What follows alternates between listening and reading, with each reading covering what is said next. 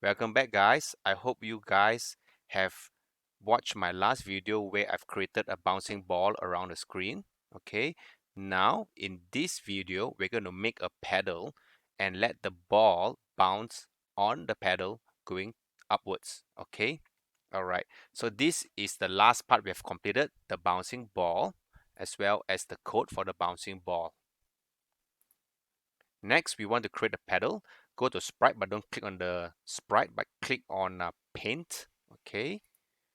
We would like to create our own sprite. Select on the rectangle.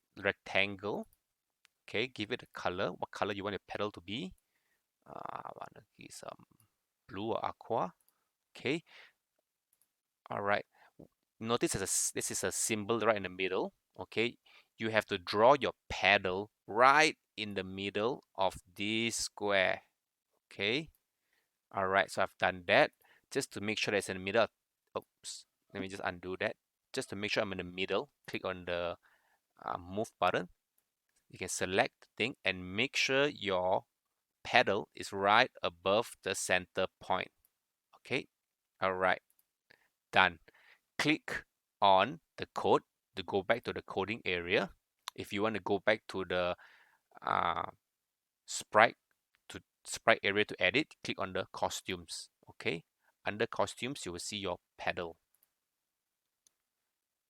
Right, so now let's give your pedal a name. Come down here, select your sprite and call it pedal, Paddle.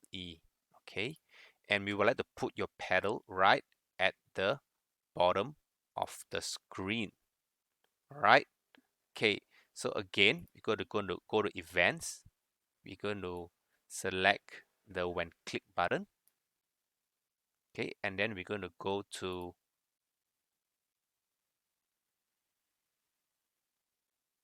let me look for the block.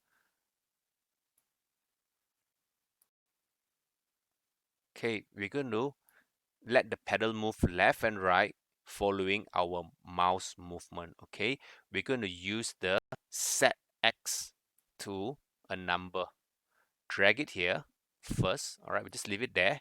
We need to have a forever loop.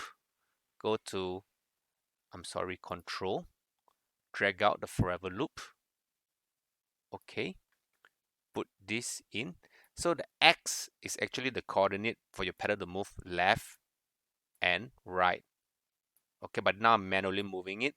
We want it to move where's our mouse move. Okay, so go to this block called sensing. Right at the bottom of sensing. Oops, sorry, not sensing. Sorry, it is here. Sensing. Under sensing, there is a round block called the mouse X. Okay, what the round block means is a variable. This is what the program takes the value of where your mouse is currently on the screen, and it would the value of the mouse will be returned to the program. Okay, so we're going to take the value of your mouse cursor on the screen and return it to the program. Okay, so let's give it a go. Click.